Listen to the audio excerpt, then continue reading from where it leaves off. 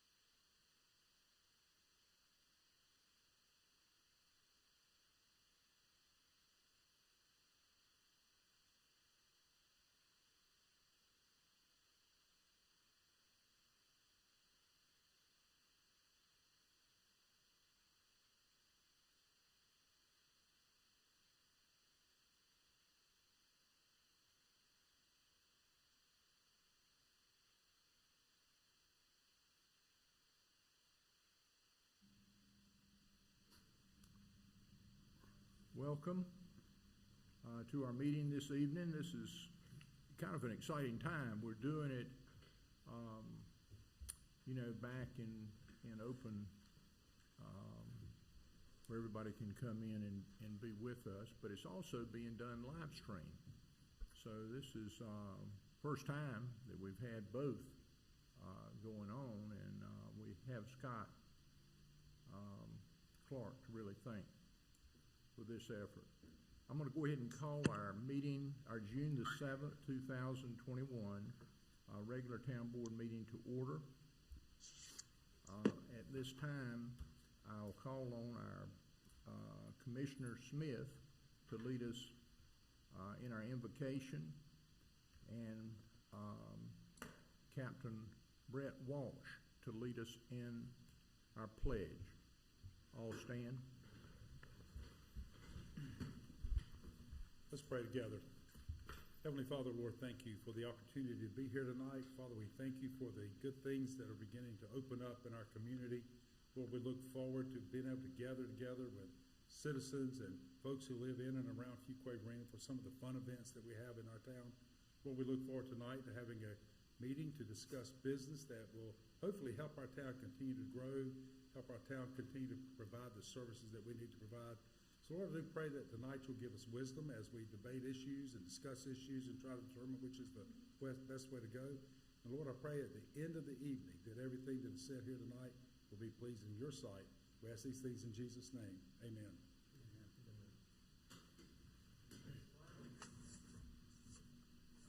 Allegiance to the flag of the United States of America and to the republic for which it stands, one nation under God, indivisible, with liberty and justice for all.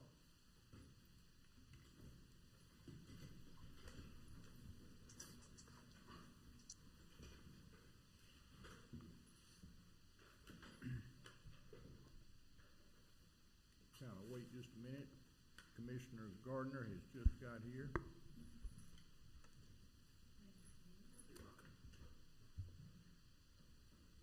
At this time, I'd like to ask our town manager to review the meeting protocol for the public participation as it relates to this meeting. Adam? Okay, thank you, Mayor, and good evening, board members. Tonight's meeting is our first hybrid meeting since April of 2020, when all public meetings went virtual due to safety protocols and COVID-19 state mandates related to mass gatherings. Tonight's meeting is both in person and virtual, as the mayor mentioned. A limited number of citizens from the public have been permitted to attend the meeting in person. 50% of seating availability is permitted by the town at this time for public meetings. Tonight's meeting contains scheduled public hearings and a public comment period. Due to the hybrid nature of the meeting, the public will be invited to comment both in person and virtually via the Zoom virtual meeting platform. When it is the appropriate time, Mayor Byrne will first call on those wishing to address the town board that are attending in person, followed by those wishing to address the town board via the Zoom platform.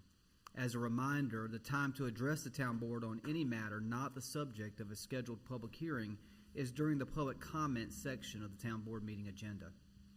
All attendees that have appeared in person to address the town board should provide your name and address on the registration sheet by the podium prior to the public comment period. Please note there is a separate registration sheet for public comment and for public hearings. If you wish to address the town board on a matter that is scheduled for a public hearing, you are asked to provide your name and address on the registration log at the podium during the public hearing you intend to speak on. All attendees that have joined the meeting virtually have joined muted. If those joining virtually wish to address the town board during the public comment period or relate it to a scheduled public hearing, they will need to notify the town host that they wish to speak. For the public's benefit that may be joining the meeting via the Zoom platform this evening, please press the Raise Hand button in the Zoom application to notify the town host that you wish to address the board. Please press *9 to raise your hand if you are joining by telephone to notify the town host. After an individual has raised their hand, they will enter into a queue. When the time for public comment or scheduled public hearing begins, Mayor Byrne will ask the town host to recognize individuals that have notified the host that they wish to speak by calling out their name or the last 4 digits of their telephone number. Individuals will be unmuted one at a time and invited to address the town board. We ask all those wishing to address the town board to begin their comments by clearly stating their name and address for the public record. The public is asked to keep all comments to 3 minutes so that all that wish to speak can be heard in a timely manner. And this concludes the protocol for tonight's meeting. Thank you, Adam.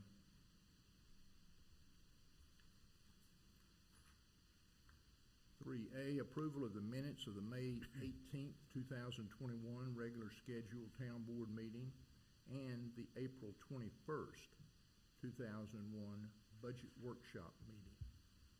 Mayor, so moved. Got a motion and a second. Any further discussion? All in favor signify by saying aye. Aye. Opposed? Motion carries.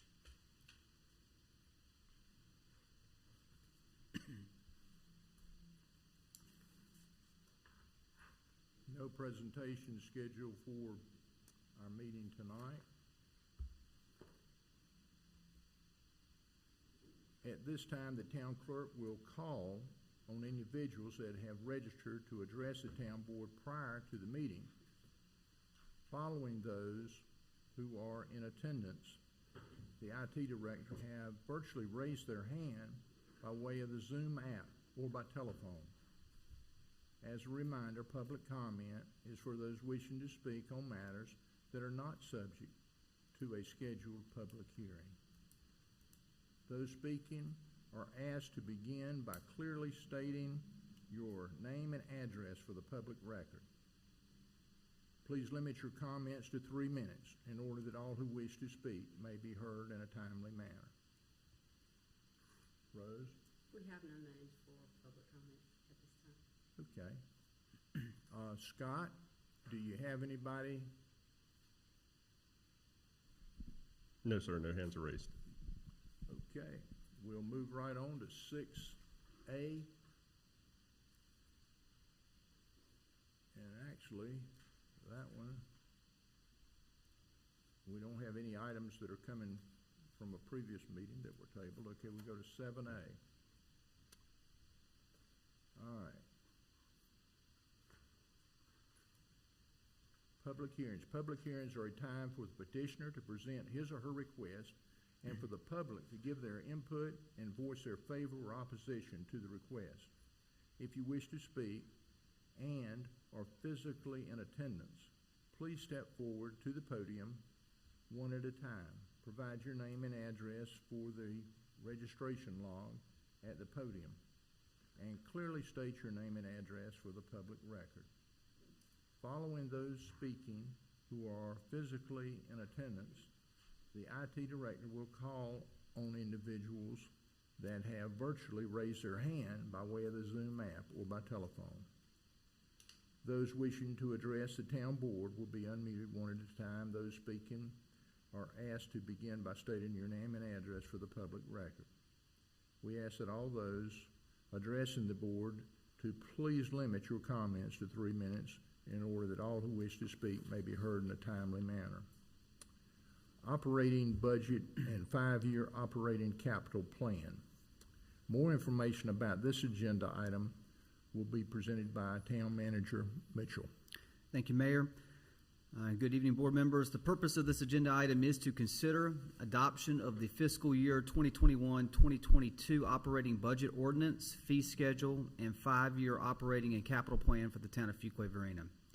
On April 21st of this year, the town of Fuquay-Varina's governing board heard a presentation from me regarding the town's proposed fiscal year 22 operating budget.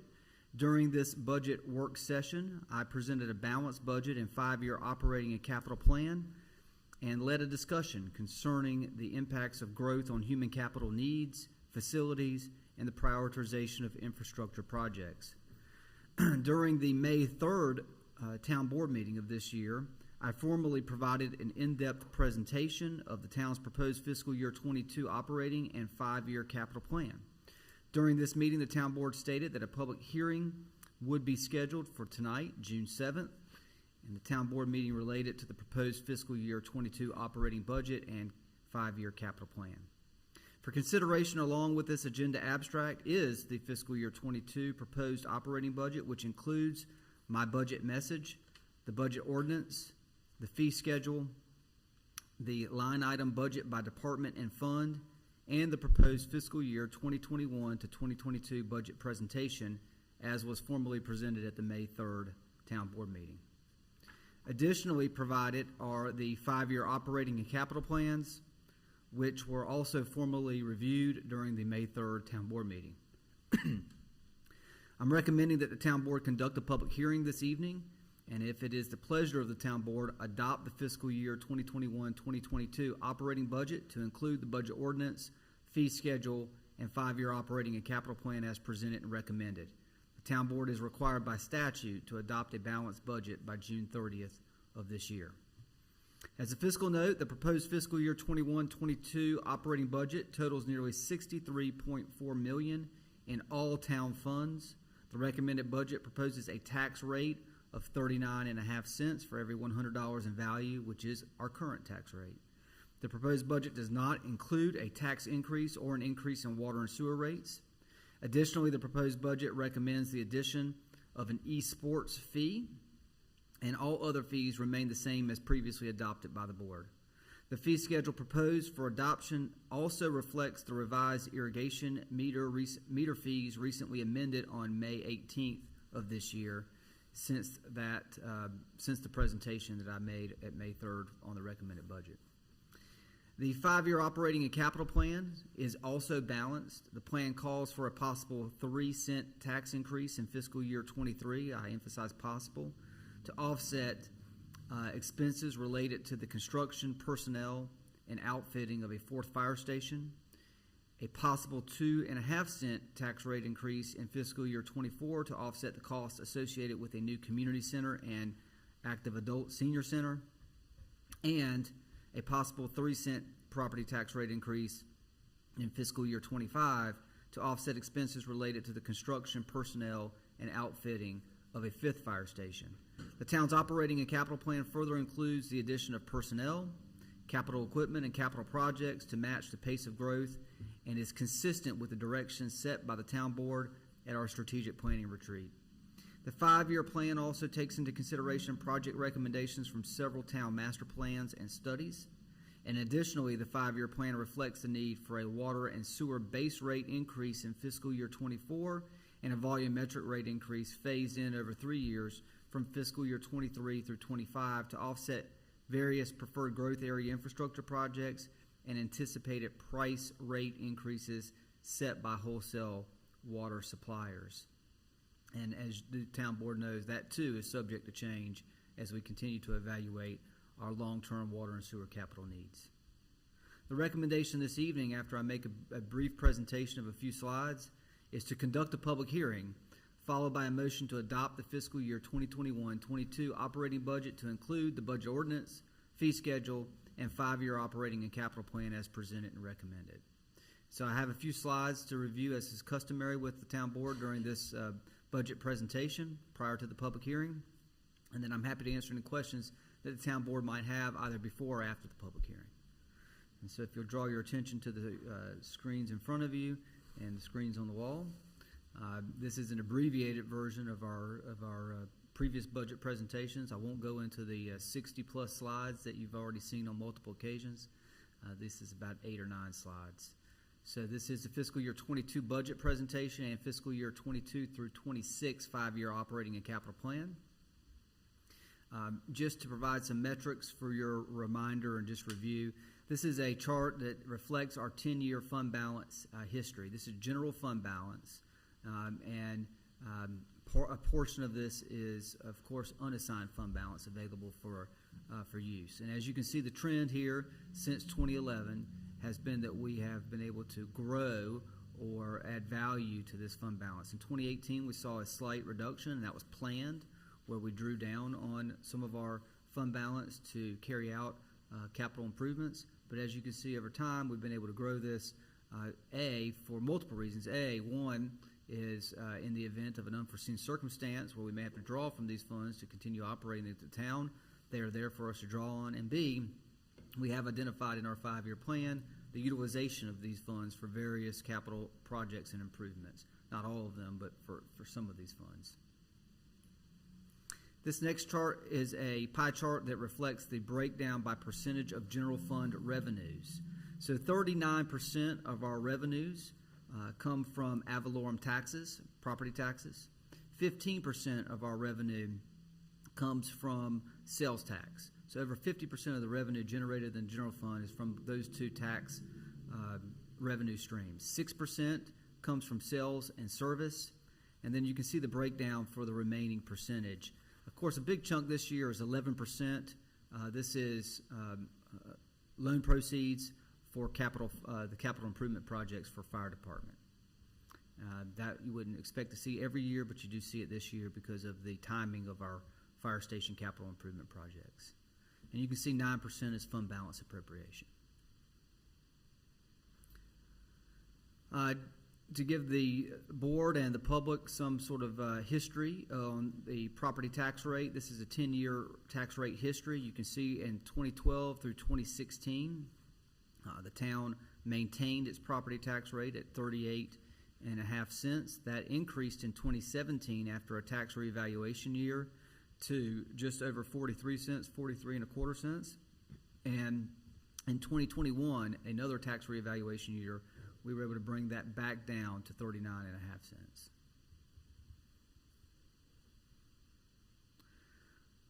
Our property value history is showing an upward trend. You can see from 2011 we were just over $2 billion, and in 2020 we crested over $3.6 billion, and I believe the fiscal year 22 budget anticipates over $4 billion in property tax value.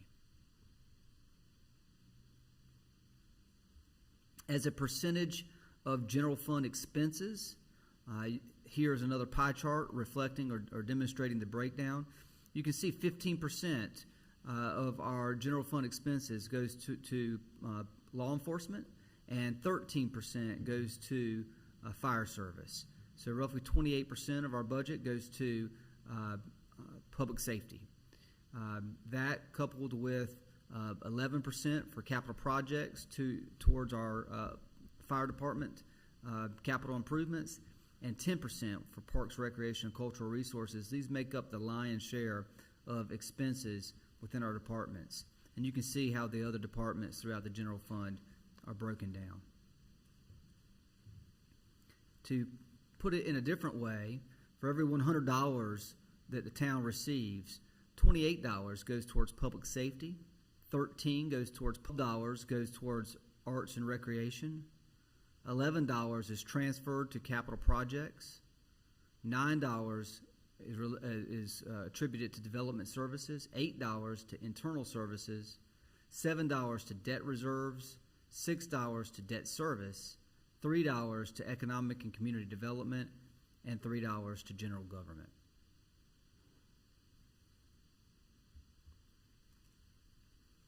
General fund revenue, again, for the 5-year horizon, $50 million for general fund revenue in fiscal year 22. And then you can see how those revenues change over the 5 years, 58 million, 52, 52, and 57.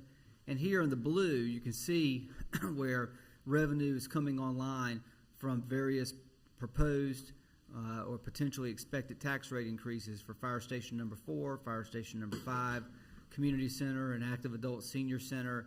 And then we're also beginning to recognize tax generated by the very large commercial retail project that's expected on Highway 401 Gold Leaf Crossing. You can also see in the bottom line right before the totals, general fund balance appropriation. We are showing appropriation of just over $4.3 million in general fund balance in fiscal year 22. Next year, another $3 million in fiscal year 23, and then we do not propose to draw down on general fund balance for the remaining 3 years. Conversely, on the expense side, the big row to look at here is the very last row, which is the revenues over or under expenditures. Here, this shows that we have a 5-year balance plan. In the blue, you can kind of focus in and zero in on debt. The first line item is existing debt. Starts at $3.1 million and starts to draw down. But then you've got new debt. Ladder truck debt service for our $1.5 million ladder truck that we are financing begins to come online in fiscal year 23. Debt service on Fire Station number 4. Debt service on Fire Station number 5. 2 new fire engines that we anticipate acquiring in fiscal year 25 and 26. And then, of course, the debt service on the Community Center and Active Adult Senior Center. And then you can also see how the expenses fluctuate from year to year or grow from year to year in our various departments. You can also focus in on the bottom 3 lines, new personnel, capital equipment, and capital projects, all of which are explained in detail in the 5-year plan that has been reviewed with the board, formally presented to the town board, and available for public inspection for the last 30-plus days.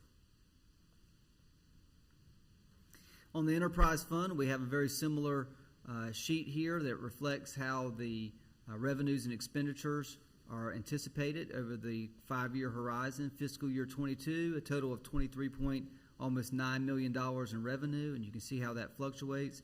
The big thing here is we've got reserve appropriations in fiscal year 22 where we don't show those reserve appropriations in future years, as well as bond and loan proceeds. That could change in future years as we come into a greater focus on our water and sewer capacity projects.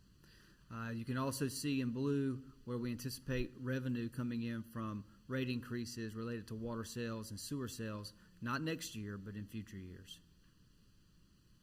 And then conversely, on the expenditure side, you can see here our expenses, the blue column, the blue row in fiscal year 23 through 26. This is transfer to reserves. So this is funds that we're putting in reserves to be later used for water and sewer capital projects as we continue to grow and deem necessary or appropriate at the time. And here you can see again revenue or expenditures in both operations, capital equipment, maintenance projects, capital projects, new capital projects, and existing debt and new debt. Of course, the new debt is reflective of water capacity projects, the water capacity project in fiscal year 25 and 26. And that is a snapshot. Again, the budget and the 5-year capital and operating plan have been formally presented to the town board. They've been available for public inspection for over 30 days now, and the public hearing is scheduled for this evening. And so I'm happy to answer any questions that the town board might have, either before or after the public hearing. You know, one thought that I have, we went through the tax rates, and the county commissioners changed the reval about 4 or 5 years ago. 4 years ago, from every 8 years to 4 years. That's right. And that's what you noticed, the difference was the movement. We didn't increase the taxes, but that was what the movement was in there. Is that a correct statement? That's right. The reevaluation did happen during that time frame, and we did not go revenue neutral exactly in 4 years ago because we did apply some of those tax revenues to transportation bonds. Okay. But it's pretty much consistent with where we've been in the past. I mean, That is correct. The 43. That is correct. Okay. Any other questions? Okay, we'll go ahead and move into the public hearing. The hearing is now open. Does anyone attending in person wish to speak in favor of the fiscal year 2021-2022 operating budget and 5-year operating and capital plan?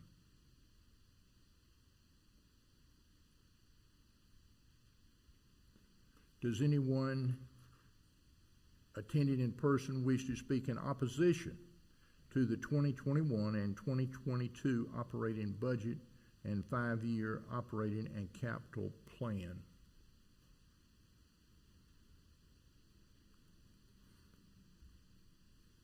Okay, we'll move on to virtually.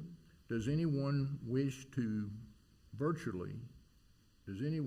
attending virtually wish to speak in favor of the fiscal year 2021 and 2022 operating budget and 5-year capital plan? I have no hands raised, Mayor. Thank you, Scott. Does anyone attending virtually wish to speak in opposition to the fiscal year 2021-2022 operating budget and 5-year operating and capital plan? There are no hands raised. Thank you, Scott. The hearing is now closed. Is there any discussion by the board? And if not, what is the pleasure of the board? And I certainly recommend this budget.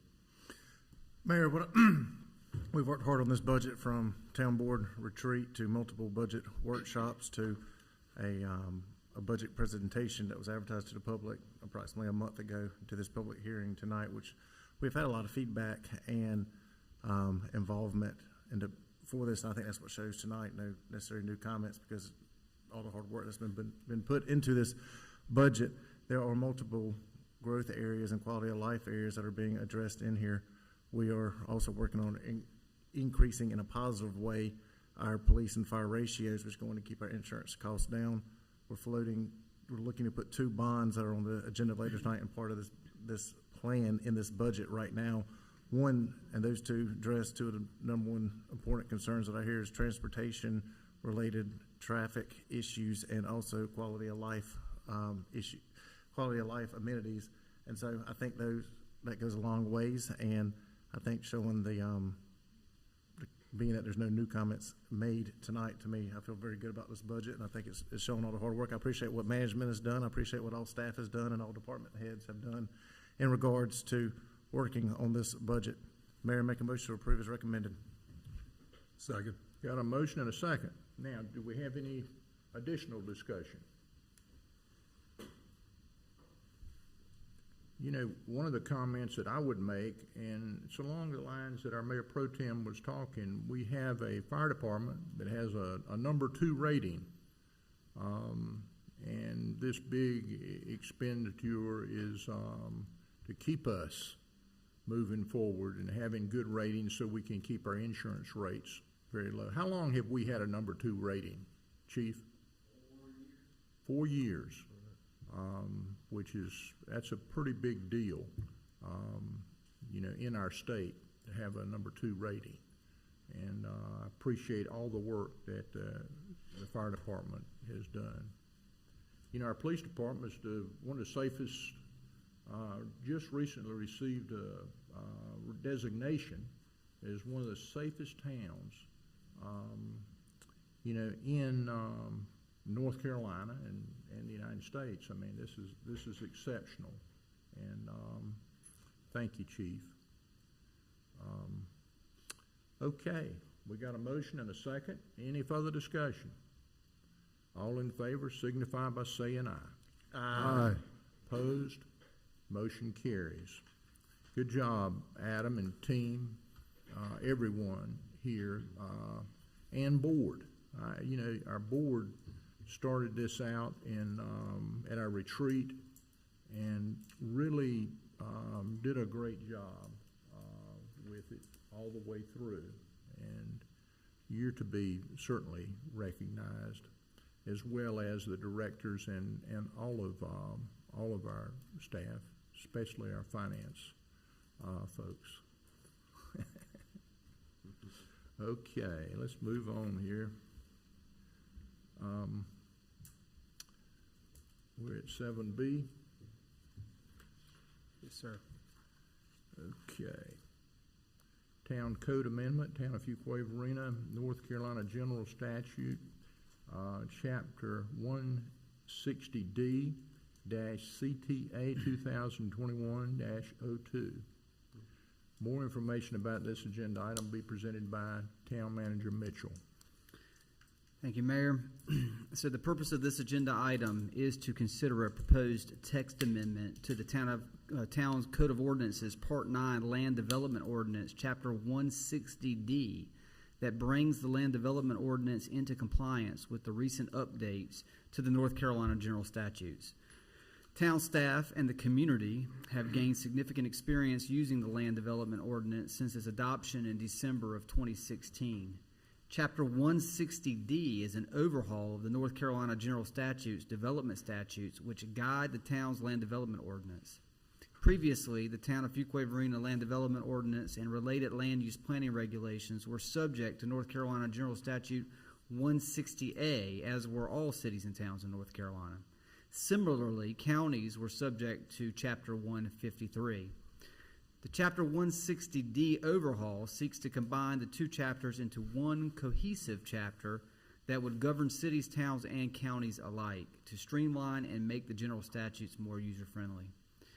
From the textbook, Chapter 160D, A New Land Use Law for North Carolina by David Owens and Adam Lovelady of the University of North Carolina School of Government, quote, Chapter 160D of the North Carolina General Statutes is the first major recodification and modernization of the city and county development regulations since 1905.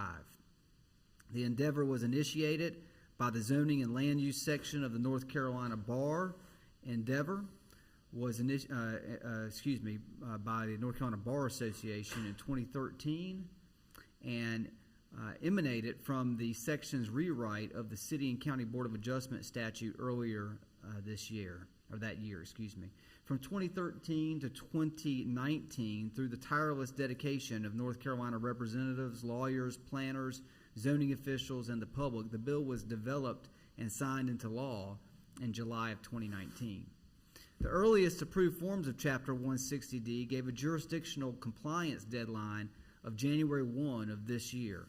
Since then, several edits, in addition to challenges presented by the novel coronavirus, COVID-19, caused legislators to reconsider the compliance deadline, which was subsequently moved to July 1 of 2021.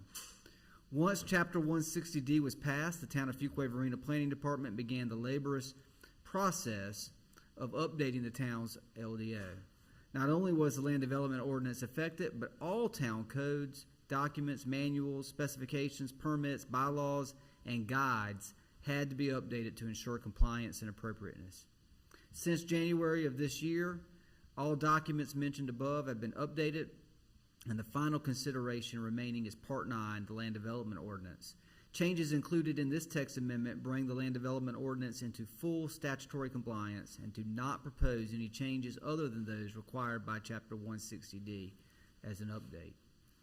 The following that I'm going to review with you is a list of substantive changes by the LDO article. Excluded from this list are changes that serve only to update a statutory reference. Articles not included in the attachments below have not been amended. So I'll run through these as efficiently as I can. Article A, language has been added to this section to establish the statutory update per Chapter 160D.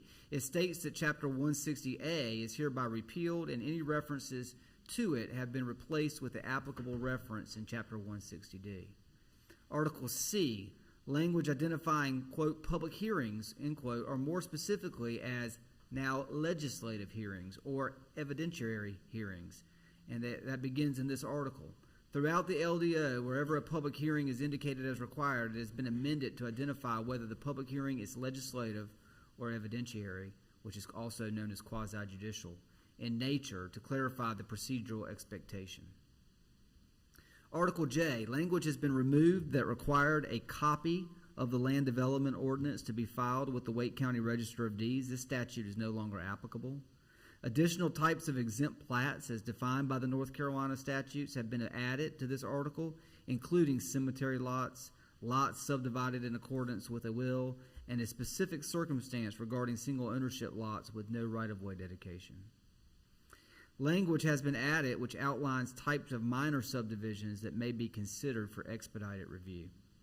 That's all in Article J. Additionally, in Article J, language has been added to better explain how a developer may be released from a construction guarantee and how a construction guarantee may be extended if necessary. Previously, this was a departmental policy, but was never outlined in the land development ordinance. The term site-specific development plan has been updated to site-specific vesting plan throughout the land development ordinance to align with the term in the North Carolina general statutes. Article M, the change here is that the terms developers agreement and developer agreement have been updated to development agreement throughout the LDO to align with the term as identified in the North Carolina general statutes. Article P, there's several changes in Article P. First, language has been added to require the signature of the property owner on the conditions of a zoning map amendment. This procedure was already in practice by staff, but codifying it will ensure future compliance. Second, language has been added that codifies how the extraterritorial jurisdiction will be represented on the planning board. This policy was already in practice by staff and by the town, but codifying it will ensure compliance in the future. Additionally, Chapter 160D now stipulates that the representation shall be updated at least with every decennial census. Third, language has been added that codifies how the extraterritorial jurisdiction will be represented on the Board of Adjustment. This policy was already in practice by staff, but codifying it will ensure compliance in the future. Additionally, Chapter 160D now stipulates that representation shall be updated with at least every 10-year census. Next, expanded language in the Town Board Conflict of Interest section now states that a commissioner shall not vote on a matter, zoning map amendment or text amendment, for which the landowner or applicant has a close family, business, or other associated relationship with the commissioner. Next, conflict of interest language for planning board members has been established, which prohibits a planning board member from voting on a decision that would be reasonably likely to have a direct, substantial, and readily identifiable impact on that member. Language has been removed that applied to planning board members that make quasi-judicial decisions, as the town of Fuquay-Varina's planning board only makes legislative recommendations. Conflict of interest language for Board of Adjustment members has been established that prohibits a Board of Adjustment member from voting on a decision that would be reasonably likely to have a direct, substantial, and a readily identifiable impact on that member. Language has been removed from this article, again Article P, that detailed how quasi-judicial decisions should be processed, as this information has been moved to Article Q.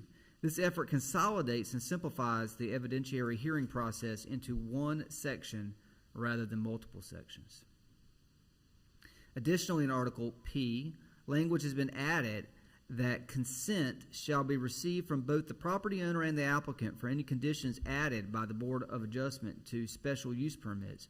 Previously, consent was required for the addition of conditions, but it was unclear from whom the consent was required.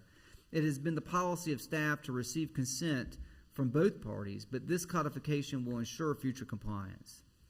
Language has been added to the section on variances that provide for the Board of Adjustment to consider variances that would make a reasonable accommodation under the Federal Fair Housing Act, as it is now provided for under North Carolina General Statute.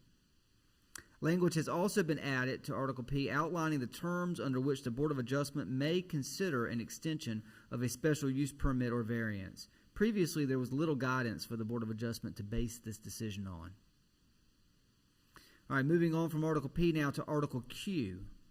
Language determining when an application shall be deemed submitted has been clarified. This language will align with the Land Development Ordinance with the expanded permit choice language in Chapter 160D and better define the start date for permit choice.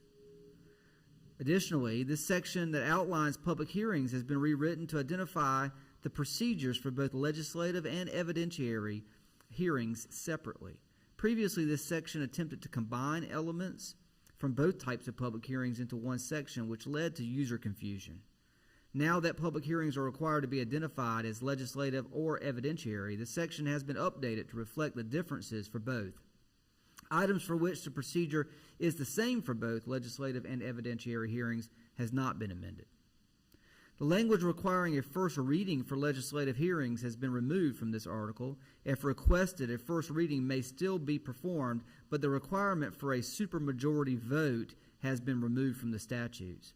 Only an affirmative vote on the majority of voting members is required for approval.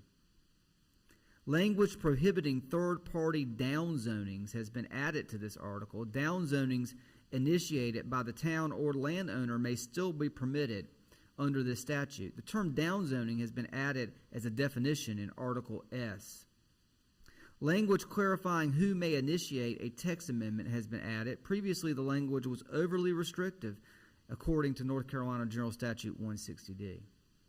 Language for calculating the cost estimate for a delay of landscaping installation has been updated to reflect the changes in Chapter 160D. The policy remains the same, but the language is clarified for ease of use and understanding. Language has been added to Article Q, requiring the property owner's consent and the applicant for any changed or added conditions to development approvals. And the term minor modification has been established in this article and defined later in Article S. Additionally, situations that do not qualify as a minor modification have been listed within Article Q as well. Additionally, in Article Q, the language under the section referencing the expiration of an approved preliminary plat has been amended to indicate that any of the listed conditions are applicable. Previously, it was unclear if all states were required, or if all conditions were required, or if just one of the conditions was required. Additionally, the subsection on vested rights has been removed, as it does not apply to preliminary plats in this context. Also, in Article Q, language has been amended to the site plan submittal section, indicating that an incomplete submittal shall not be considered a submitted site plan, therefore clarifying when permit choice becomes applicable. Language has been added to this article to establish the vesting for multi-phase projects as defined in Chapter 160D as 7 years as opposed to only 2 years for all other projects.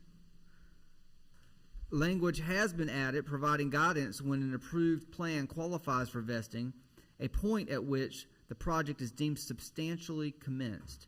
A definition has been added to Article S defining this term. And language has been added establishing the framework for which an applicant can claim permit choice. The Land Development Ordinance did not previously provide guidance on this, and Chapter 160D has updated and expanded permit choice considerably. So that's Article Q. I know that was a lot of information. Of course, this whole thing is a lot of information, so just continue to bear with me. In Article R, less changes here, but changes nonetheless. Language establishing when and how an inspector may conduct inspections has been added to this article. These guidelines were previously practiced by town staff, but the codification will ensure future compliance. This section outlines how a notice of violation and correction order shall be delivered and has been reworded to conform to Chapter 160D and provide ease of use. Additionally, the option to deliver a notice of violation and correction order via electronic mail is now provided, per the allowance in Chapter 160D. However, provided the hand delivery of the same letter is also made on the same day. And for Article S, definitions for administrative decision, conditional zoning, downzoning, evidentiary hearing, legislative hearing, minor modification, substantially commenced, and zoning map amendment have all been added to this article.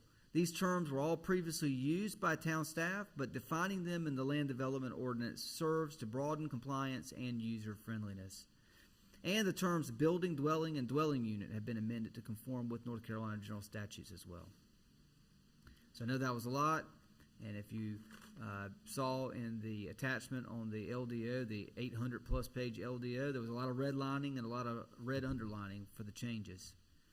My recommendation to the town board this evening is to conduct a public hearing, followed by management and staff recommending approval of the proposed town code amendment.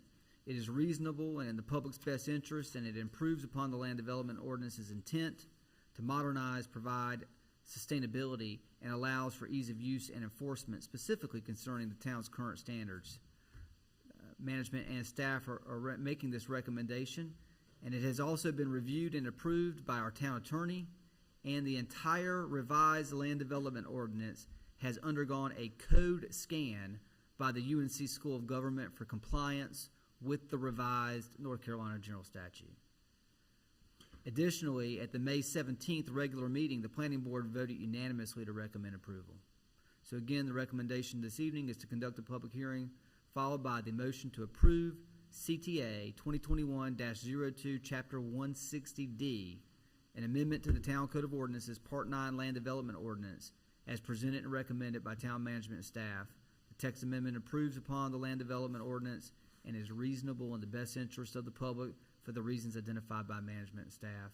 And you do have a statutory requirement to make this vote by July 1. This meets all of the statutory requirement of the North Carolina General Assembly. Yes, sir, it does. Okay. We'll open the public hearing. The hearing is now open. Does anyone attending in person wish to speak in favor of the Town Code Amendment? Does anyone attending in person wish to speak in opposition to the Town Code Amendment?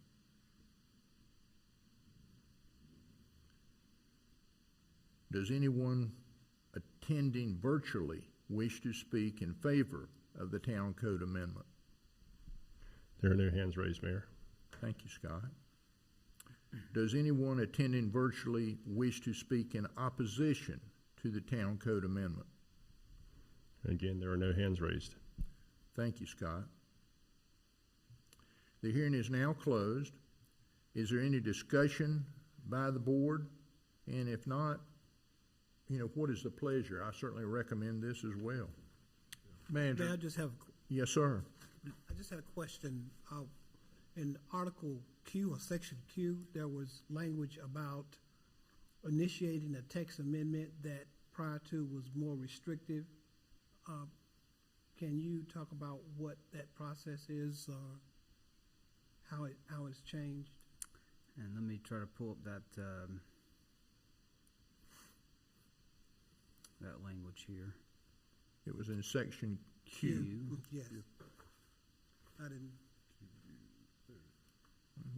Give me just 1 second, and I'll find it. So language clarifying who may initiate a text Yes. amendment has been added. Previously, the language was overly restrictive according to North Carolina General Statute 160D. If I'll call on our planning director, she can add some additional context to that, Commissioner, All right, thank you. as well as our town And attorney. it perhaps. does it mean that ours was, or? No, the general statute was generally saying that what was prescribed in 160A was overly restrictive. So the 160D now streamlines that and cleans that up. Pam can speak to that in a moment, and we're just reflecting that in our land development ordinance. But it was not about ours specifically. It was specifically. about the ordinance in general. Correct. Pam? Yes, so we specifically stated that either a property owner or the town could initiate a text amendment. now the statutes allow really anyone can come in and initiate a text amendment. It doesn't have to be a specific property owner or the town. So it opens it up to citizens. A citizen can initiate a text amendment they feel is important. Okay, and that, once that's initiated, it goes to the, Planning board first. Planning Planning board and first. town board. That's right. It would just start the process. okay, all right, that's what I wanted to know. Yes, sir. Thank you. Thank you, Pam. Manager, my comment or question was, and that can be used as an example of what Pam just described right there, but that what I saw when I read through this and the 900-page article, Yeah. redlined, is that mainly what it did is, in the past, I believe practice has been, in that example, if somebody had a text amendment, you pay the fees, you submit the language, staff supports or does not support it, and then it comes amongst the board and go from there. So not necessarily did it have to be somebody that literally owned the land, because lawyers, for instance, that represent parties and so that have done that in the past. And so instead, what you've done here in that situation is just codified, clarified, done along those lines, if that's the right word to use. And with the other areas, it did not seem to me that there was major substantial change of what the town has been doing, but it was more of making it in compliance with how it needed to be written according to general statutes, how it needed to be clarify what needed to be in there, certain language of that, but it was not a substantial change of anything that's going on What out we there. found in a lot of cases is that we were already doing the things that 160D was calling for. We just didn't necessarily have it codified in our LDO, and now this creates that. It's not an example. It's not, for instance, a major substantive change from any type of ordinance that we have right there. It's just simply allowing it, which is what you said right there. And that's what I saw too. I don't have any problems with this. Any other discussion? Commissioner Wunsch? Commissioner Varner? Mr. Mayor, I do have a quick question, Yes, sir. maybe for the manager or for the town attorney. Section P talks about the conflict of interest. It sounds like it's a little bit different than what we've practiced in the past, even when it talks about having a familial relationship with either an applicant. For instance, I have a brother who works for an engineering firm. If he's representing the applicant, I would assume I have to recuse myself at this point. That would be one of those things we have to look at case-by-case basis. Okay. We still have all the same conflict rules that we have. This is just related to a zoning, development type decision. We could review those on a case-by-case basis. And That may be far enough removed we could be okay, because it's not the direct property that they own that you're affecting. And a follow-up is like what, it talks about associational relationship. For instance, you're a member of a church or club. I was a member of a church that made a zoning change application. As I recall, I made the motion that we do it, but would that be allowed under this ordinance change now? I think it still would, because you don't have a financial benefit Right, from that okay. association. That's the review from the church Okay, side of things. okay. That's why I wanted to make sure. I thought that's what we operated on in the past, but I couldn't tell if this was And changing. there's not a lot of case law on this, because it just doesn't Right. come up much, but it's a Okay. case-by-case analysis. Okay, thank you very much. That's all I have. Thank you, Commissioner Smith. I think those were good points. I'll certainly entertain a motion if we have no more discussion. Mr. Mayor, I'll make a motion to approve CTA 2021-02, Chapter 160D, and amend the Town Code of Ordinances, Part 9, Land Development Ordinance, as presented and recommended.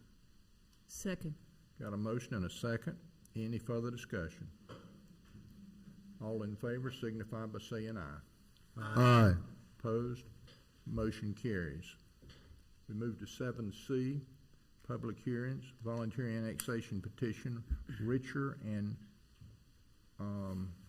Richier v. Levert, 6321 Johnson Pond Road, ANX 2021-04. More information about this agenda item will be presented by Town Manager Mitchell. Thank you, Mayor, and I don't know if I'm going to do any better of a job than you did on the pronunciation of the names, but I'll give it my best go as well. The purpose of this agenda item is to consider the adoption of an annexation ordinance extending the corporate limits of the town of Fuquay-Varina following receipt of a petition for voluntary annexation of property owned by Richer and Richier v. Levert, located at 6231 Johnson Pond Road, containing approximately 13.921 acres. The property is non-contiguous to the town's corporate limits. Water and sewer is available to the property. The developer is working on plans to add additional structures to the site, and the actual layout of service is still under consideration. This site will be served with garbage and recycle services for residential properties on the site, but not for any commercial properties or buildings on the site.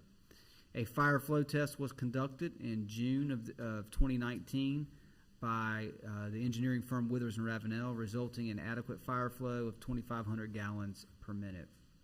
The present total value of the property is $1,249,298.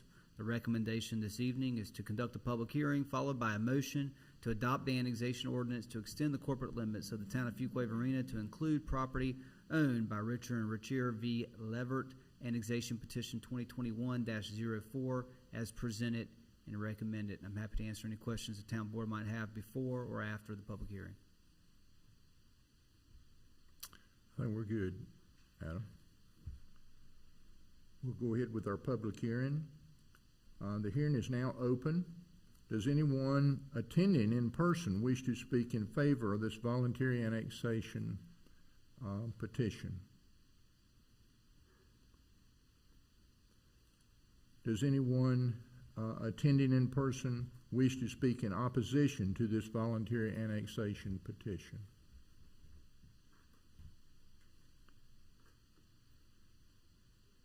Does anyone attending virtually wish to speak in favor of this voluntary annexation petition? Mayor, there are no hands raised. Thank you, Scott. Does anyone attending virtually wish to speak in opposition to this voluntary annexation petition? There are no hands raised. Thank you. The hearing is now closed. Is there any discussion by the board? And if not, what is the pleasure of the board? Mr. Mayor, I'd motion that we adopt the annexation ordinance to extend the corporate limits of the town of Fuquay-Varina to include property owned by Richer and Richier v. Levert, Annex 2021-04, as presented and recommended. Second. Got a motion and a second. Any further discussion? All in favor signify by saying aye.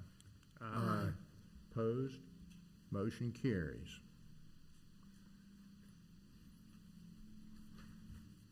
Consent agenda. Everybody's got the consent agenda in front of them. I'll entertain a motion on that if we don't want to make any adjustments.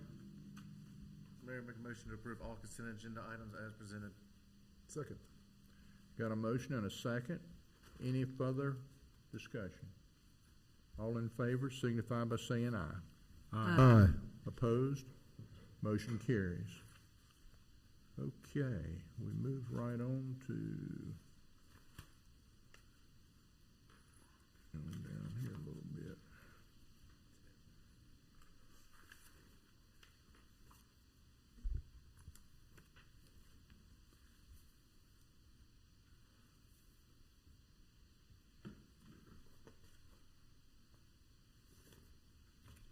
Nine A, there was nothing there on 9A.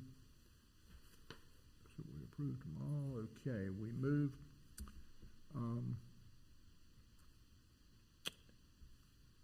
This is 10A, introduction of a bond order. Is this the one? Nope. 10, okay. 10B is what you. 10B, okay. General obligation bonds. More information about this agenda item will be presented by Town Manager Mitchell. Thank you, Mayor. The purpose of this agenda item is to formally introduce bond orders for issuance of $18.5 million in Parks and Recreation General Obligation Bonds and $20 million in Transportation General Obligation Bonds. In addition, the Town Board will consider adopting a resolution to set a public hearing and authorize me as your Town Manager and Joanne as Crabtree as your Finance Director to proceed with all required actions for a November 2nd, 2021 bond referendum. On May 3rd of this year, the Town Board adopted a resolution stating the intent to proceed with a general obligation bond referendum on November 2nd, 2021. This action was the first step required by the North Carolina Local Government Commission to place a referendum on the municipal election ballot. Management and the finance director are working with the town's bond counsel, Bob Jessup, who's here with us this evening, to seek the local government commission approval to proceed with general obligation bond referendum. The next step is to formally introduce the bond orders and set a public hearing on June, I believe that should not be 12th. What day is the public hearing? July 12th, excuse me. In addition, the town board is being asked to authorize the finance director to file a sworn statement of debt. Transportation and quality of life investments in recreation facilities have long been priorities of the town board. Parks, recreation, and transportation projects were identified as the two top priorities by the citizens of Fuquay-Varina in this year's public budget survey. The town has identified many transportation and parks recreation projects which general obligation bonds could advance. GO bond funding is the most cost-effective way to borrow and finance public projects for the taxpayer. Town management is recommending that the town board issue $38.5 million in GO bond funding, again $20 million for transportation projects and $18.5 million in parks recreation projects. Town management is recommending seeking voter authorization to issue this GO bond debt funding, providing the town flexibility in funding public projects respective to the town's parks and recreation and transportation priorities. Moreover, GO bond funding could leverage state and federal cash match grant requirements when trying to secure additional financing for various public projects, and we know a little something about that with our success with transportation projects. GO bonds allow the town to finance projects at the lowest possible cost due to pledging the full faith and credit of the town taxing authority. The town's favorable bond rating allows the town to borrow money at very low interest rates. Under North Carolina general statutes, GO bonds require voter approval. An additional benefit of a GO bond referendum is that it allows the town to ensure voter support for a particular project or program before issuing debt requiring a tax increase to repay its GO bond obligations. In 2015, the taxpayers of Fuquay-Varina approved a $21 million transportation bond referendum that allowed the town to use GO bonds funding to leverage additional federal funding needed to advance numerous transportation projects. Most notably, these projects included the Northeast Judd Parkway and Main Street intersection improvements, Sunset Lake Purfoy Road Main Street intersection improvements, and the construction of Northwest Judd Parkway, for which we recently had a ribbon cutting and opened. While final project selection has not been determined at this time, provided the town's robust growth and development, the town continues to seek opportunities for transportation improvements and recreational amenities that advance the quality of life for businesses and residents of Fuquay-Varina. I, along with our staff, are recommending that the town board first accept the formal introduction of the bond orders. The bond order authorizes the issuance of the bonds and explains the purpose for which the GO bond proceeds will be spent and the maximum amount of the bonds that may be issued. Following this action, the town board will be asked to adopt a resolution setting a public hearing and authorize the finance director to file a sworn statement of debt. Management and staff will continue to work with our bond counsel, the North Carolina Local Government Commission, and the Wake County Board of Elections to prepare for 2 bond referendum questions being placed on the November ballot subject to town board approval on the evening of the public hearing, which is proposed to be scheduled for July 12th of this year. The town board again is requesting the issuance of general obligation bonds in the amount of $18.5 million for parks and recreation facilities and $20 million for transportation. The estimated debt service for the full $38.5 million is approximately $2.4 million annually over 20 years. This debt service is a tax equivalent of 5 cents on the current tax base of $4.9 billion. Although the exact amount of debt service is unknown until issuance, management plans to minimize the impact of this debt service repayment on the town's tax rate using revenues generated by the town's strong growth and enhanced tax base. Town staff will provide a list of potential projects with engineer opinion cost estimates at a later town board meeting for the town board's consideration. Pending projects and their cost estimates will be presented to the local government commission for review.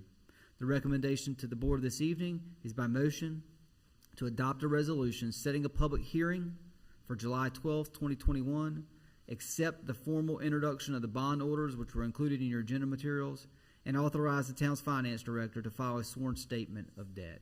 And I'm happy to answer any questions that the town board may have. This basically gets the ball rolling. I think this is what we've talked about. Yes, sir. You need a motion I need a on this? motion, and of course, if the board has any questions, again, our bond counsel, Bob Jessup, is here to answer any technical questions that you may have. Mayor, make a motion to approve as recommended by staff. Second. Got a motion and a second. Any further discussion? All in favor signify by saying aye. Aye. Opposed? Motion carries. It's the most effective way for us to do what we would like to do here in Fuquay-Varina. And Bob, we appreciate you being here, and I don't know if you had any comments that you wanted to make. Okay. Thank you. Appreciate you being here. Okay, we move to 10B, combined utility revenue refunding bonds. I'm going to recuse myself from this. I serve on a corporation board that I have some decision-making authority, and I really don't know about this. I wasn't involved in decision-making part of it, but I want to recuse myself from this. Should I step out, Mr. Attorney, or should we? Get a motion and then Okay. step out. Make a motion to recuse the mayor. Second. All in favor, say aye. I know. I just wait a moment, enjoying the moment of having the gavel in my hand. I mean, trying to see how long I can get it go for. All right, all those in favor, vote aye. Aye. Any opposed? All right, motion carries. Okay. Might not get it Yes, back. okay. All right, manager, 2021 combined utilities revenue refunding bonds, please. Okay, so just to be clear, Mr. Attorney, should the mayor step out? He's okay. He's okay? All right, very good. Okay, the purpose of this agenda item is to consider a resolution supporting a local government commission, North Carolina Local Government Commission application for combined utility revenue refunding bonds to refinance various water and sewer obligations to lower debt service costs by approximately $1.3 million over the term of the bonds. In consultation with Davenport Public Finance, which I believe Mitch Baruglia is available via Zoom if the town board has any technical questions. They are the town's financial advisor. Town staff recently identified 4 existing utility obligations with the potential for savings due to the current historically low interest rate environment. To save on debt service costs, a request for proposals, an RFP requesting 2 options for refunding these bonds, was circulated on April 22nd of this year to more than 50 banks. With the assistance of Davenport Public Finance, 8 bid responses were received with various interest rates and provisions. Of the 8 proposals received, the consensus of management and staff, Davenport Public Finance consultation, and the town's bond counsel, again, who's here this evening, was that the terms offered by Fidelity Bank's option 2 proposal offered the rates and terms in the best interest of the town. This option's savings estimated a savings of approximately $1.3 million in debt service costs over the terms of the bonds. In reaching this conclusion, call provisions, for example, prepayment or refinancing penalties, were considered in addition to interest rates. A summary of all proposals was provided to the town board in your agenda materials. With authorization from the town board, town management will proceed with an application to the North Carolina Local Government Commission for approval of Fidelity Bank's option 2 proposal. As a fiscal note, based upon final approval by the town board on June 22nd and the LGC approval on July 13th, the estimated debt service saving to the town is expected at $1.3 million over the 20-year term. The proposed bond counsel fee of $30,000 will be covered with bond proceeds payable at closing. The recommendation to the town board this evening is by motion to approve the attached resolution supporting an application to the North Carolina Local Government Commission for refunding revenue bonds up to $17.5 million, approve the solicited best proposal from Fidelity Bank, and authorize me as your manager and Joanne as your finance director to take all appropriate steps towards completion of the refinancing and ratify all prior actions in this regard, including engaging bond counsel. And I'm happy to answer any questions the town board might have. Saving $1.3 million is a pretty good deal, one that I highly recommend. a good day. You can find lots of other things to do with that, so that's good. Any further questions from the board? All right, no questions. I'll take a motion. Mr. Mayor Pro Tem, I motion that we approve the attached resolution supporting an application to the LGC for refunding revenue bonding up to $17.5 million. Approve the solicited best proposal from Fidelity Bank and authorize town manager and finance director to take all appropriate steps toward completion of the refinancing and ratify all prior actions in this regard, including engaging bond counsel. Second. Got a motion. We got a second. Any further discussion? All in favor say aye. Aye. Any opposed? Motion passes. Good job, Mayor. Thank you. Mayor Pro Tem.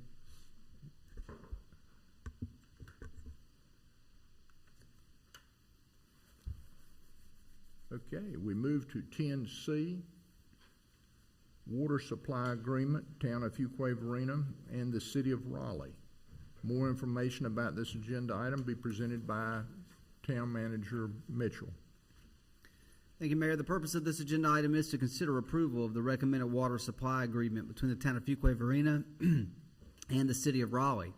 The Town of Fuquay-Varina and the City of Raleigh currently have a water supply agreement for the supply of 750,000 gallons per day. This agreement is set to expire at the end of this month, of June 30th. The town has requested a new contract with the City of Raleigh to receive a water supply of up to 1.75 million gallons per day for a 15-year term as the town continues to work with the City of Sanford on a long-term water supply solution. For the City of Raleigh to provide the 1.75 million gallons per day capacity to the town, improvements to Raleigh's water distribution system are needed to meet the town's requested capacity. Part of this new water supply agreement requires the town to incur the cost of upgrading Raleigh's existing booster pump station and water lines to meet the new 1.75 million gallon per day flow requirements. The agreement states that the new supply of water shall not exceed 1.75 million gallons per day. However, in the instance that the town does exceed this amount during any monthly billing cycle, the town shall pay 1.5 times the rates and charges in effect during such month. Management and staff are recommending entering into the proposed 15-year water supply agreement with the City of Raleigh. Public utility staff, management, and legal counsel for both units of local government have worked to produce an agreement that is fair and beneficial to both parties. As a fiscal note, the term of the agreement again is for 15 years. While the parties to the agreement do not anticipate extending the term of the agreement may be extended for 3 successive one-year terms by written amendment to the agreement if agreed to by both parties. If terms are extended, the following renewal terms are as follows. First renewal term, the town shall pay 1.5 times the contract rate and charges for that next year beyond 15. The second renewal term, the town shall pay 2 times the contract rates and charges. And the third renewal term, the town shall pay 3 times the contract rates and charges. In addition to paying contractual water supply rates, the town agrees to pay up to $2 million towards all engineering and construction of a 12-inch water main and costs associated with upgrades to the existing City of Raleigh water distribution system. And this was accounted for in our fiscal year 22 budget and 5-year plan. The upgrading of the 12-inch water main is currently in the City of Raleigh's long-range water capital system improvements plan. This upgraded conveyance infrastructure and booster pump station are required to meet the new water flow requirements of 1.75 MGD. So to go above and beyond where we already are at 750,000 gallons, there's got to be an upgraded infrastructure to get the water to us. By entering into this agreement, the town agrees to pay all contract water service rates and charges established by the City of Raleigh, which are reviewed and adjusted annually at the beginning of each fiscal year as part of the annual budget adoption process. My recommendation to the town board this evening is to authorize me as your manager to execute the water supply agreement with the City of Raleigh as presented and recommended, subject to review, which has already been done by the town attorney. And I will just state that the City of Raleigh City Council did approve this agreement unanimously at their City Council meeting last week. I'm happy to answer any questions that the town board might have. And you were able to get the language in there that you were trying to do. That's right, yes, sir. And we were trying just to protect the town's interests. Yeah, Adam did a good job working through this process with the city of Raleigh, and And I gotta give credit to, a lot of parties involved, myself, town attorney, Jim Seymour was involved. Of course, Jay Myers was involved. It wasn't just me, but we all had a Yeah. role in it. Well, I think it's important that you do what you did, and you ask, Yes, sir. and you did a good job with that. And the other thing I would say, on that rate, that 1.75, did you, in other words, if we happen to go above it one day, they penalty, is that an average? Is there any way we can talk to them about averaging that rate? No, it's based on monthly. If you go Monthly? if you go above it for the month, then you pay the 1.5 times. So it's the average for the month? That's correct. Okay, that makes me feel a little better. Okay. Manager, my question for you on this was, I know that you had stated in here that the anticipation is not to go past 15 years, and I know what we have what the town's doing in the works, and so assuming that all comes to fruition, that's the reason 15 years gives more than enough time for that. The way it's written with first renewal, second renewal, and third renewal escalating so much, it almost seems as if Raleigh doesn't really want us to buy any more water from them. Yeah, Raleigh doesn't necessarily stand to gain or benefit by selling this. This is a product of a good regional partner is what this is. We have a need at the time, and they have the capacity to sell us, but they've also got a long line of other water provider partners and customers to serve as well. And so They'd like to remove us in 15 years, essentially. What's that? They would essentially like to remove us in 15 years. Yeah, I mean, I think they'd would like to free that capacity up, and to be honest with you, we if everything goes as planned with our other water capacity projects, it's probably advantageous to us to not necessarily extend it either. No, that's right. And the $2 million toward engineering and the 12-inch water line, will any of that's part of Raleigh's system, be a part that will be a value to us at the end of this, like any of it south of 1010 on 401 or anything like that? Yeah, I think the value to us, I mean, obviously if we're getting water from Raleigh, it's a value to us because you need that infrastructure to deliver the water here. If they're no longer providing water to us, the value at that point is for emergency purposes. So it's not a matter of that line runs under 401 and it can help service that northern quadrant or anything like that. It's more distribution. Well, we But then could we'll be at always some go to point. emergency buy water from them. That's right. In an emergency standpoint, I mean, it's to their benefit if we can push water to them, and it's our benefit if they can push water to us. That's right. True. They can need some emergency water from us at some point. That's true. That's right. Okay, I'm good with it. Mr. Mayor, I just have a question. Yes, sir. What does that bring our total MGD capacity to? 5.25 MGD Okay. per day. Okay. And we had conversation today. We believe that will, based on current growth trends, carry us to about 2025, 2026 timeframe, which is when Sanford is Comes expected to online. come online. Okay. All right. So this is a holdover. This helps bridge the gap. Yeah. Thanks. Last question, Mayor, and I'll make a motion on it then. Who is the, of all the people we buy water from after this goes into effect, who's the cheapest place we buy water from? I believe it's still Harnett County. Is that correct, Yeah. Jay? Harnett County. Harnett, And who is the most expensive? well, Raleigh's probably more, Or was at one point, that's what I was curious. yeah, and we get Jay, some you want to from speak to that? Johnson. Since you Johnson, yeah. live in those numbers. Right, actually, Raleigh this past year reduced their rate. That's but right. They're very comparable now to Johnson County and Harnett County. Harnett County is still our Lowest. expensive. Raleigh and Johnson County are very similar now. Okay. Makes sense. So then Mayor, make a motion to approve as recommended. Second. Got a motion and a second. Any further discussion?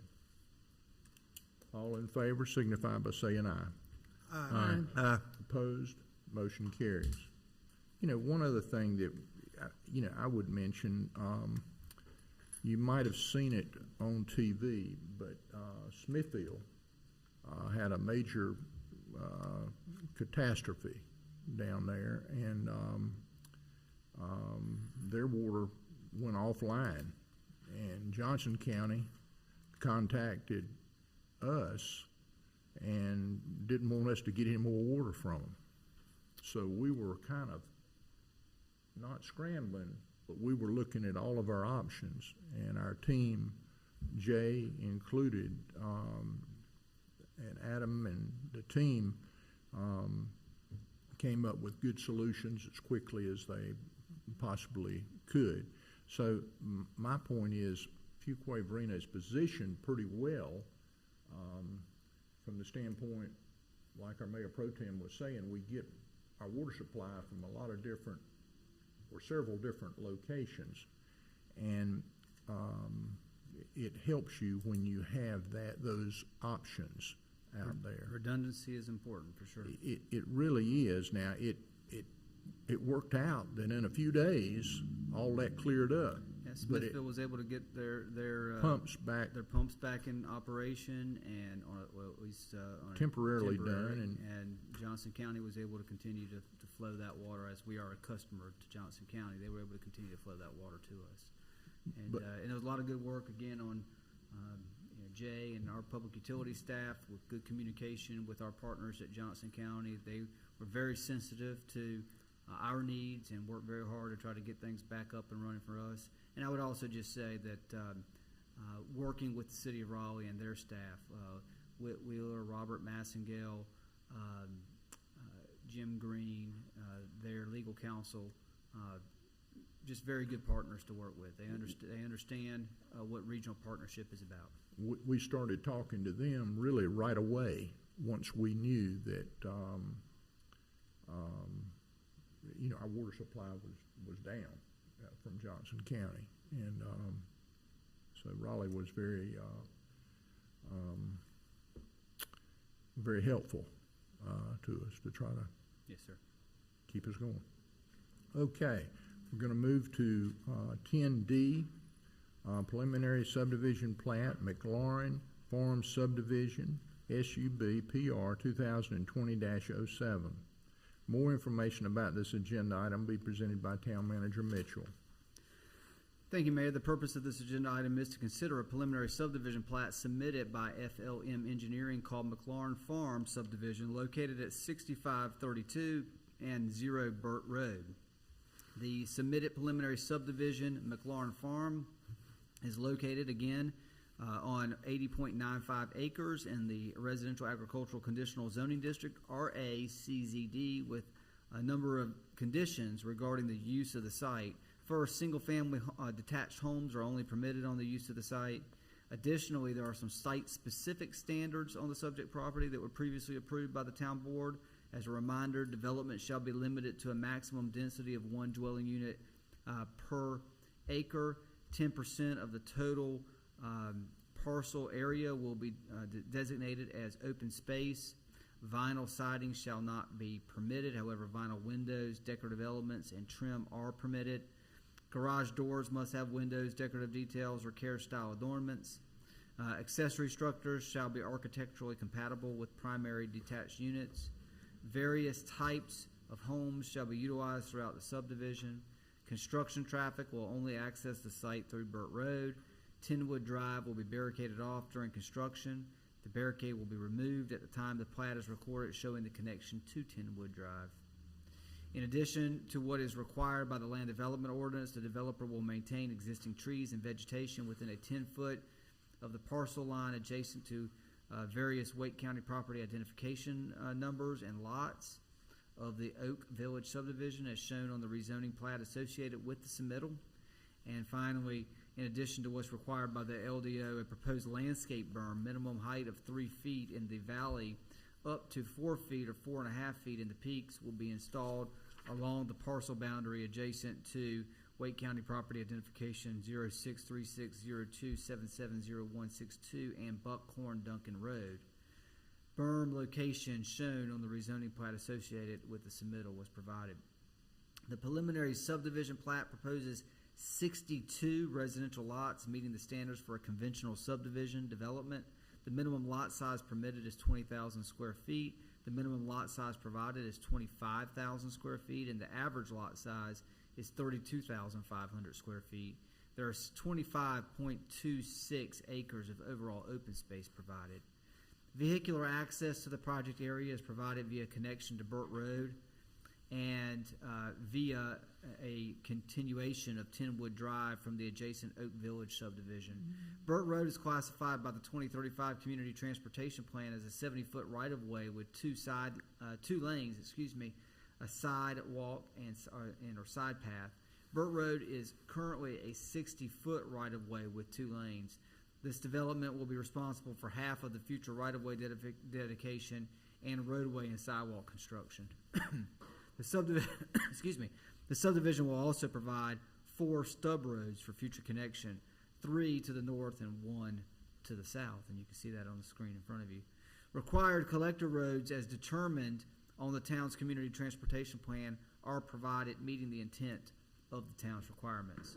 The Harnett County water system will provide water service to the lots and will be installed by the developer.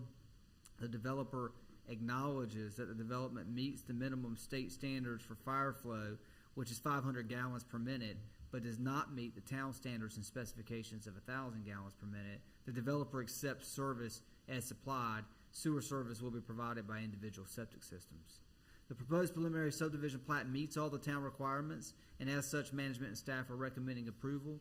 At the May 17th, 21 regular meeting, the planning board found the subdivision plat consistent with town requirements and voted unanimously to recommend approval to the town board. There's no fiscal note to report on this, as it is a preliminary subdivision plat. The recommendation to the town board this evening is by motion to approve the McLaurin Farm preliminary subdivision plat, SUBPR 2020-07, as presented and recommended, and I'm happy to answer any questions that the town board may have. All of this is residential, isn't it? All of it's residential, yes, sir. Okay. And what you're looking for is a motion to approve? Yes, sir. Okay, I'd certainly entertain it. Mayor Vernon, I move that we approve the McLaurin Farm preliminary subdivision plat, SUBPR 2020-07, as presented and recommended. Second. Got a motion and a second. Any further discussion? All in favor signify by saying aye. Aye. Opposed? Motion carries. Okay, we move on to 11A, other business. Manager's report.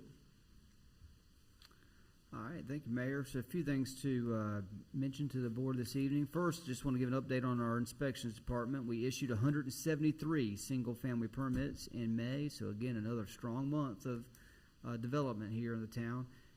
Just as a metric, January 1st through May 31st, those first 5 months, we've issued 855 single-family permits. Our engineering department, the town's annual resurfacing project is being advertised today. Charles Phillips in the engineering department was promoted to engineering inspection supervisor. In his new role, he will work closely with all department inspectors to focus on providing a high level of customer service. Our Parks, Recreation, and Cultural Resources Department recently completed registrations for adult summer athletics. This is the highest participation numbers to date for adult summer athletics. We've got 13 basketball teams, 17 softball teams, 5 kickball teams, 7 volleyball teams, and 7 soccer teams. I guess the adults like playing sports too, not just the kids. And we are very close to having our splash pad recirculation system put into operation, and we're awaiting final Wake County Health Inspection, which is scheduled tentatively for later this week. As it pertains to our arts... Is it open? It is open, but we're not recirculating the water yet until we get that permit. Good. The Art Center, we've had a new round of summer opportunities, including art therapy, adult art, and yoga open for registration.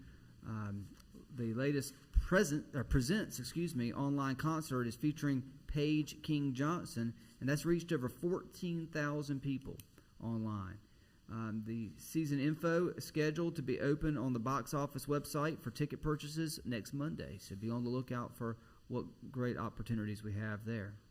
Our information technology department has worked to finalize the boardroom setup. As you can see now, no more wires on the floor for anybody to trip on. We've definitely transformed back to a more normal setting.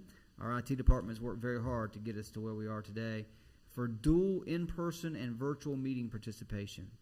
And our CityWorks implementation kicks off this week, and our digital plan review project will begin in the next month. So we're making progress, checking boxes on our different IT-related programs. As it pertains to our Public Works Department, we are repairing a number of storm drainage issues that have been identified in recent storms. Our Finance Department, in addition to the budget that the Town Board approved this evening, has been assisting departments with year-end work and have begun working with our auditors on our fiscal year 21 audit. One door closes and the other one opens. It's a vicious cycle for the Finance Department.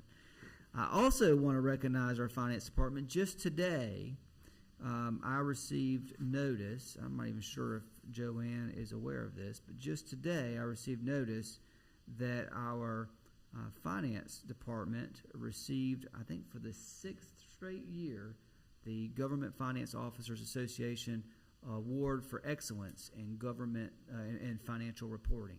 This is the highest honor a unit of local government can get in financial reporting, and it shows that we are taking the appropriate steps to be transparent and provide the financial reporting information to our board and to the public as is expected by the GFOA.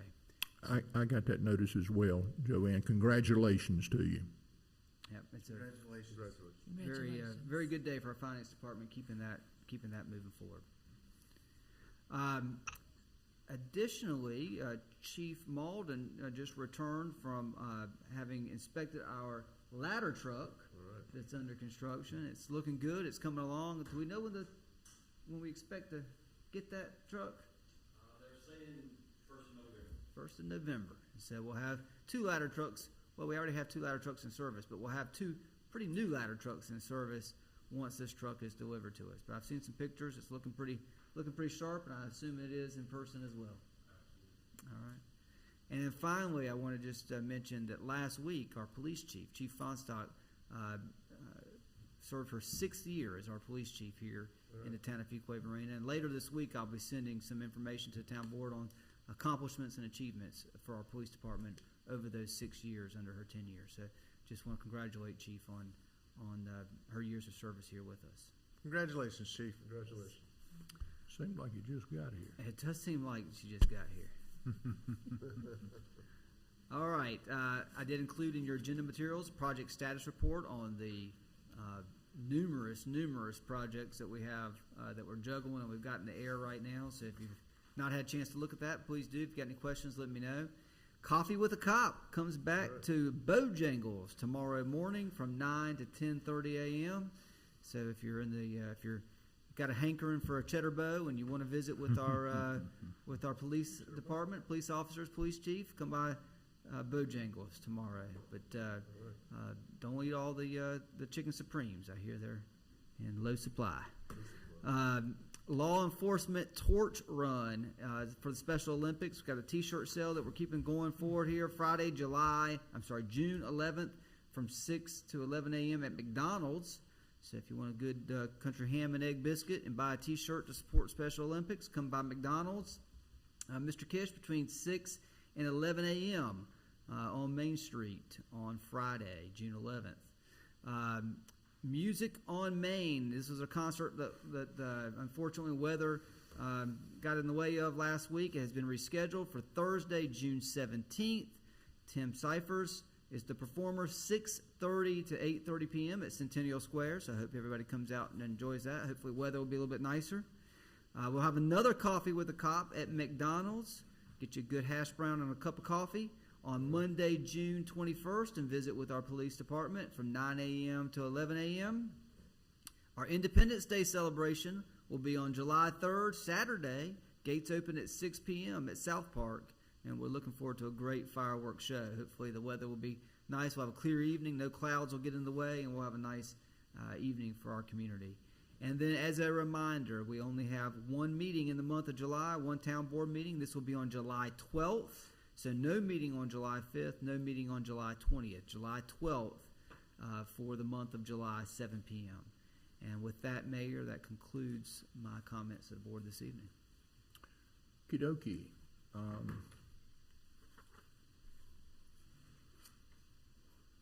We'll go ahead and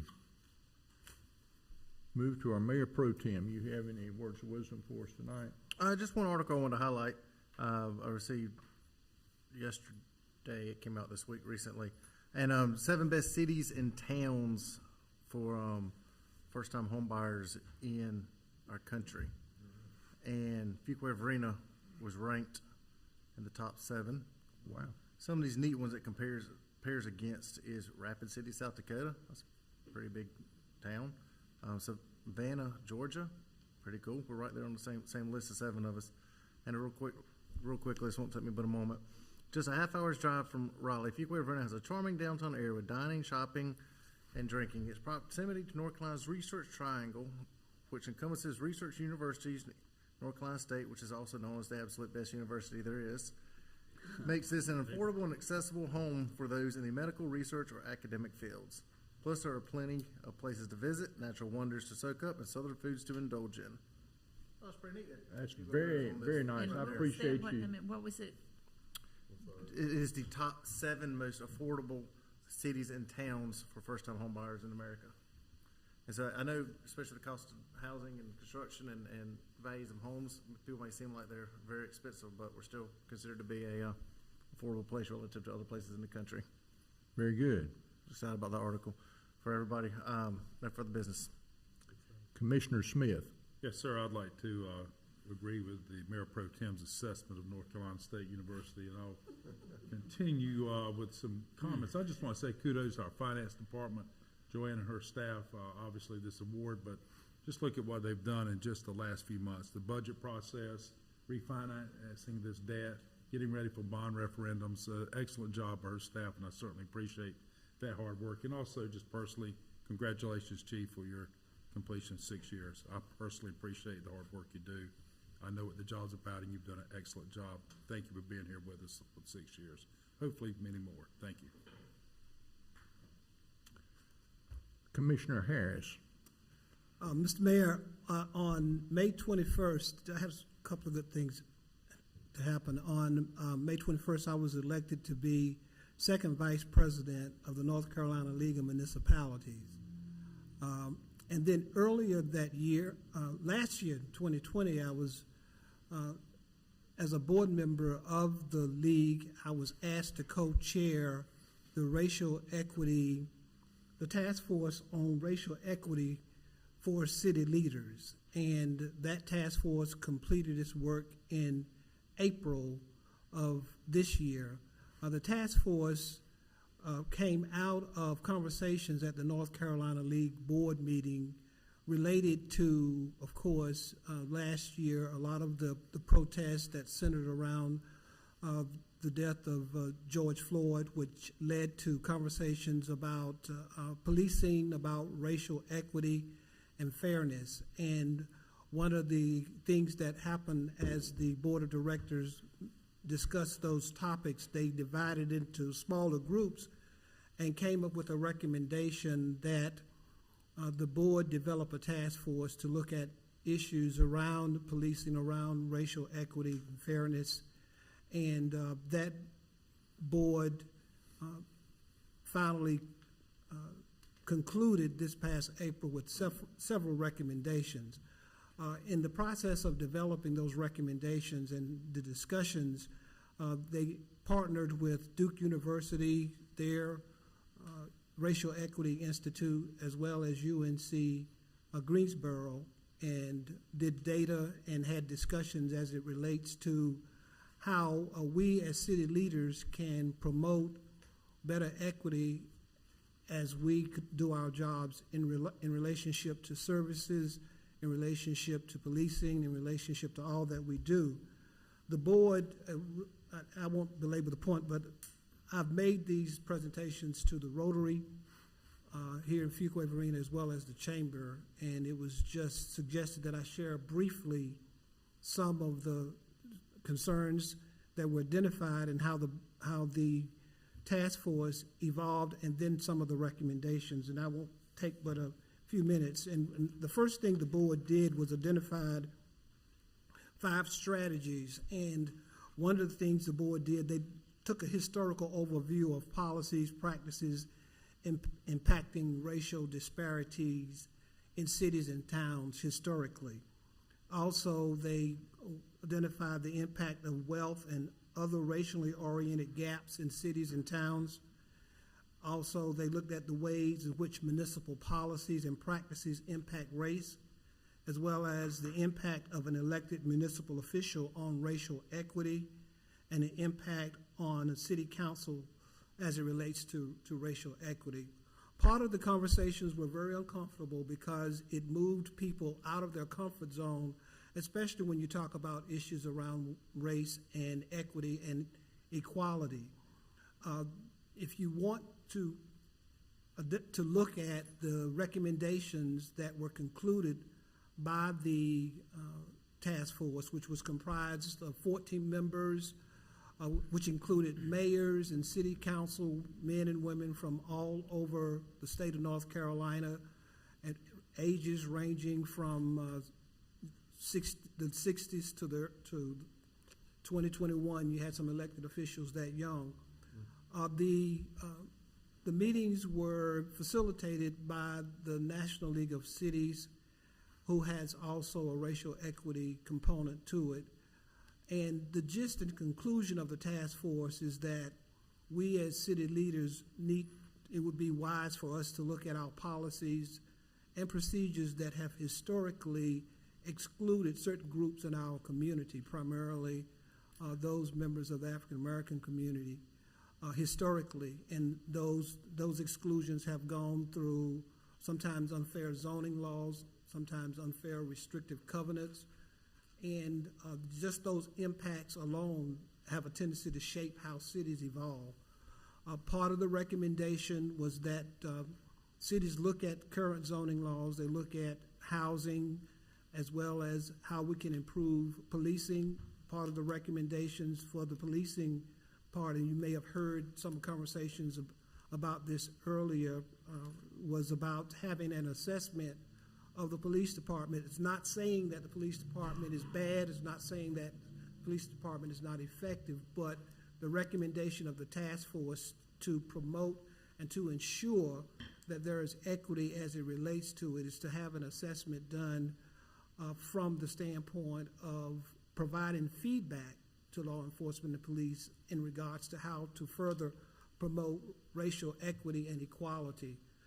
So that task force has completed its work. The report is online.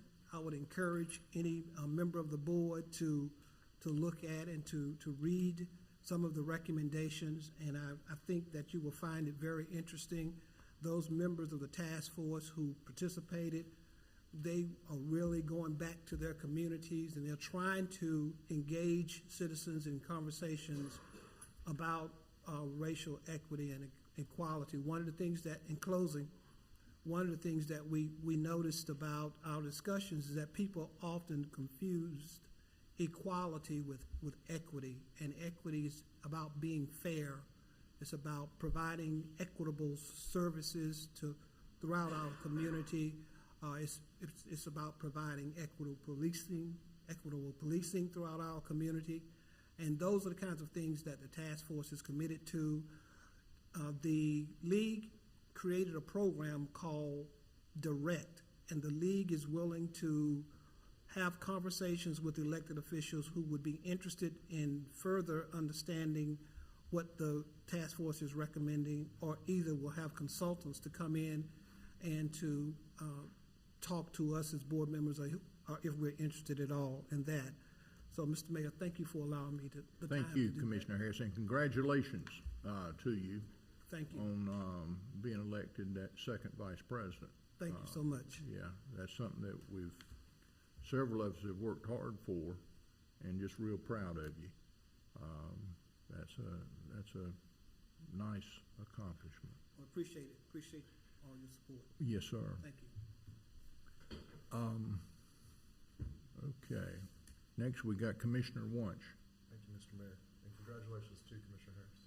Thank you. Congratulations to you too. Your accomplishment is great. Thank you.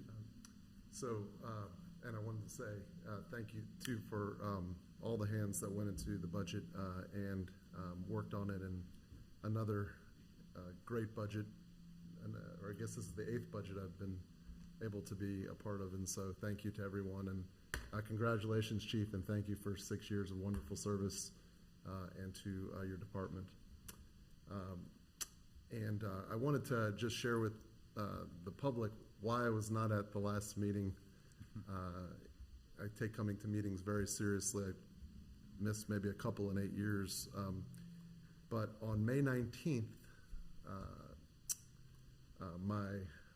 back up on May the 18th, on the day of our last board meeting, I went to the hospital because I had a baby on the way. And this was not anticipated because Adeline May decided to come into the world 6 weeks early. And so she was, after 18 hours of labor, she was born on May the 19th. Fuquay-Varina gained a new citizen at Wake Med up in New Bern Avenue. And she was 5 pounds, 12 ounces, healthy. We went to visit her at the NICU every day until she came home and spent our days there with her, and watched her, continue to grow, and we're just very blessed with a very healthy baby, and have been enjoying every single minute of it. I will say that that was truly among the best days of my life, and so I'm excited to be a father again. Brooklyn's very excited. We're all very excited, and that is why I was not at the last board meeting, and just wanted to share that with the public. And she continues to do well today, and so we got another Adeline, and Adeline May Wunsch. Congratulations to you. Thank you, Mr. Mayor, and so that's what I've been up to over the last few weeks. Also, we'll share, Mr. Mayor, that because I always like to share what's going on at Fuquay-Varina High School. When it comes to athletics, they seem to win everything, and they just won they won the, which will be the last for the way the conference is shaped, because as you know, next year things drastically change, but they won the conference, the baseball team, varsity baseball team won the conference, and the list is long of everything they've been winning, wrestling, just been doing, high school's really made this town proud in all areas, including athletics, and so I keep up with that and always like to share that with the board. A shout out to our high school, but there'll be a lot of changes coming up with that as Switches over. Yeah, it switches over, and that'll be exciting to see. So anyway, those would be my comments. Thank you, Mr. Mayor. You talk about the high school, Commissioner Wunsch. It is, they've kind of taken down the fence a little bit, and we can start to see this new high school that we'll have here in Fuquay-Varina, and it's quite impressive over there. And that day will be coming. Do you know when it's supposed to? We're supposed to move in This coming school year. It'll move. Yeah, they'll move in, and I believe that the Willow Springs High School will have freshmen and sophomores, if I'm not correct. I think that's the high school that will just have kind of start like Apex Friendship started out with, just a few classes, and then get to have all the classes in it. But that's I know it's a big change for Fuquay-Varina having two high schools like that, and be exciting to see how that all goes.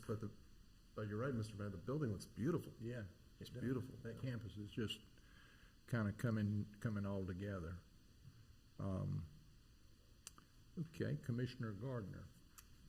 Well, I would like to add kudos and gratitude to everyone who worked on the budget. It is such a protracted process and involves so much work, and we're just grateful for it. And to see another year of getting the award, that's really special. And congratulations to Chief on her 6 years. You've brought so much community engagement and wonderful communication with Facebook and different things like that to our police department, and we're grateful for this 6 years of your service. And especially congratulations to Commissioner Wunsch and his family. He didn't say a word about how much or how little sleep he's been getting, and we usually hear something about it. So it must be going really well. The other thing I'd just like to say is it is so exciting to see all of the events that are on our calendar and coming up soon. It feels like we really are getting back to a new normal with so many of the activities we enjoy. I appreciate you saying that. As I think about it, I'm glad to see Steve Cush out here, and you know, our community is starting to engage, you know, more and more all the way across it, and I'm very excited about that. I think that's wonderful. You know, I'll just mention a couple things. I was here when the torch run came by. It was kind of impressive to see it come through Fuquay-Varina, and it came to our town hall here, and our guys did an outstanding job in that torch run. And also we had, I think this is supposed to be Cops on Top, was out at was a Special Olympics fundraiser out at Dunkin' Donuts, and I know Commissioner Gardner was there, and I'm not sure, several of you may have been there. I got there for a little bit, but that was pretty impressive there, the support that I saw, especially with the young people. It was a great turnout. It really was.